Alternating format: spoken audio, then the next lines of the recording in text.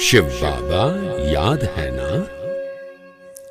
ओम शांति। सुनते हैं 11 जुलाई 71 के अव्यक्त बाप दादा के मधुर महावाक्य। आज की अव्यक्त वाणी का टाइटल है विश्व कल्याणकारी बनने के लिए मुख्य धारणाएं। हर एक चाहता है ना, मैं विश्व कल्याणकारी, विश्व से नीचे तो बात करते ही नहीं ना।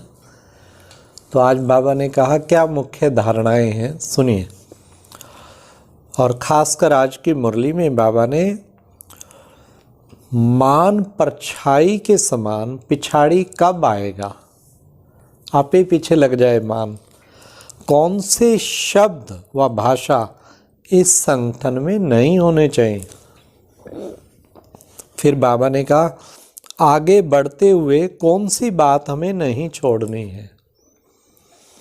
तो सुनते हैं 11 जुलाई 71 के अव्यक्त महावाक्य, विश्व कल्याणकारी बनने के लिए मुख्य धारणाएं। आज के संगठन को कौन सा संगठन कहेंगे? तो गुजरात की पार्टी आई हुई है, तो बाबा ने कहा गुजरात का संगठन। अपने को गुजरात का तो नहीं समझते हो। जैसे बाप बेहद का मालिक है, वैसे भले कहाँ भी निमित्त बने हुए हो, लेकिन हो तो विश्व कल्याणकारी। दृष्टि और वृत्ति अथवा स्मृति में भी विश्व कल्याणकारी की भावना सदैव रहती है। तो बाबा ने कहा जो भी सर्विस करते हो वह सर्विस के साधन बनाते हो, उसमें भी शब्द तो विश्व का लिखते हो ना। हमेशा विश्व। क्या लिखते हो? सुनो, शब्द तो विश्व का लिखते हो ना। विश्व का नव निर्माण करने वाले हो। हाँ, प्रदर्शनी का नाम भी लिखा होता है विश्व नव निर्माण प्रदर्शनी।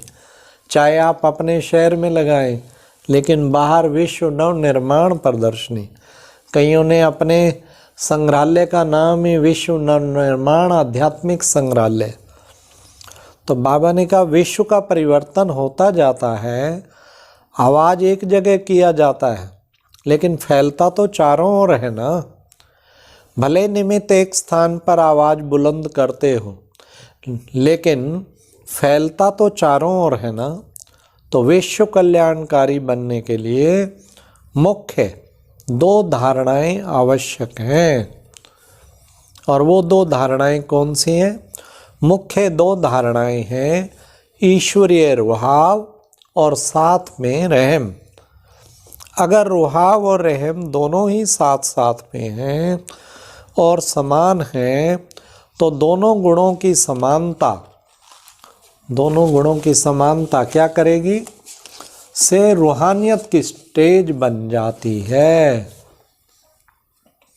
इसको ही रूहानियत व रूहानी स्थिति कहा जाता।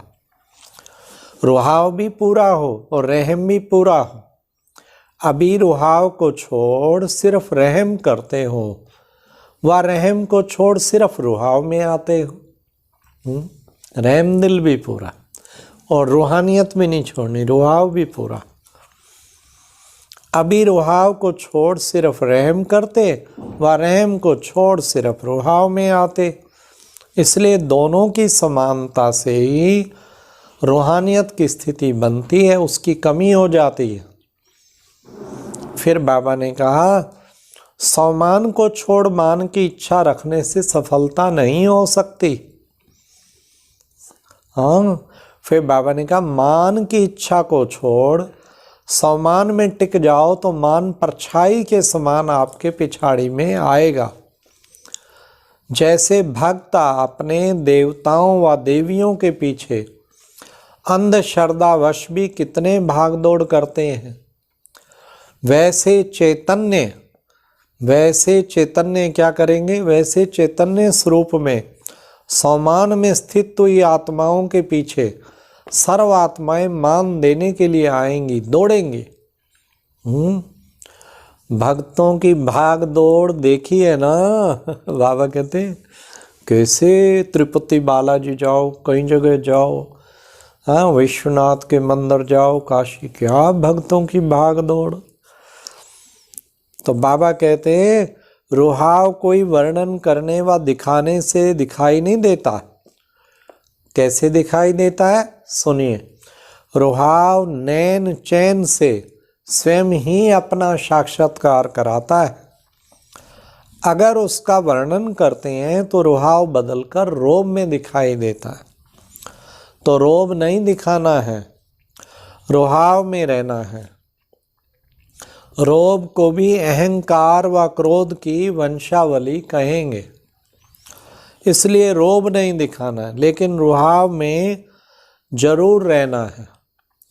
जितना जितना रहम दिल के साथ रुहाव में रहेंगे तो फिर रोब खत्म हो ही जाएगा।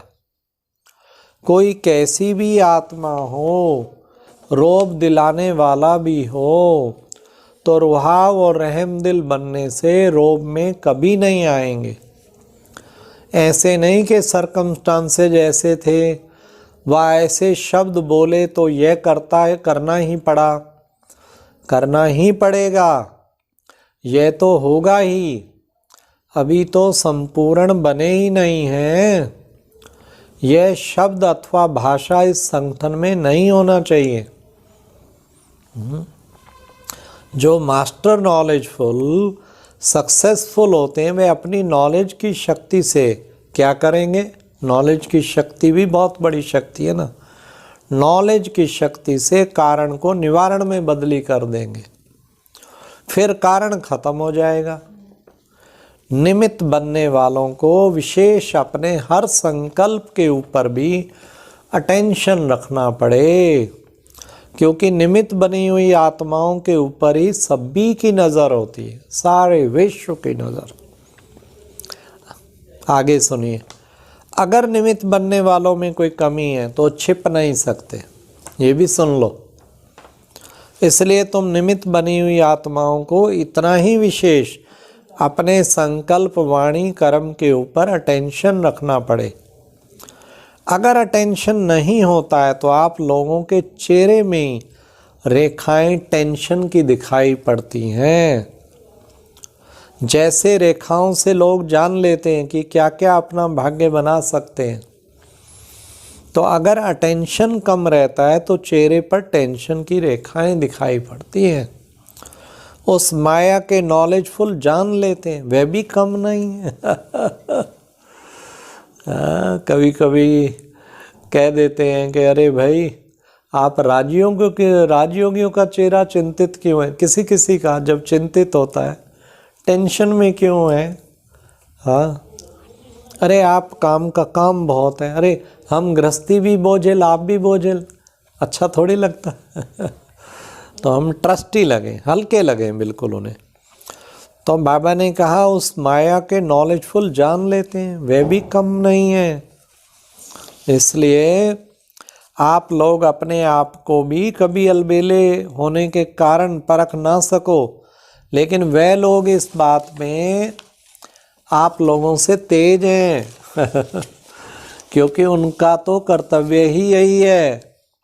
इसलिए निमित्त बने हुए को इतनी जिम्मेदारी लेनी पड़े।